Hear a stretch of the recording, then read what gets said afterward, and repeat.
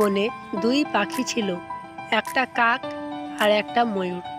কাক ছিল বুদ্ধিমান, কিন্তু তার গায়ের রং কালো ছিল বলে সে সব সময় মন খারাপ করত। অন্যদিকে ময়ূর ছিল সুন্দর রঙিন পালক দিয়ে ভরা আর সব সময় তাকে প্রশংসা করত।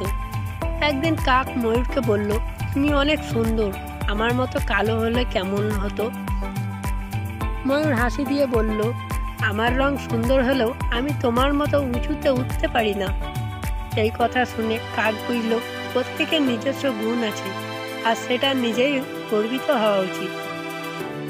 এই গল্প থেকে আমাদের এটাই শিক্ষা দেয় যে নিজেদের স্বতন্ত্র ও গুণের মূল্য বুঝতে শেখো এবং অন্যের সাথে তুলনা করার দুঃখ পেও না।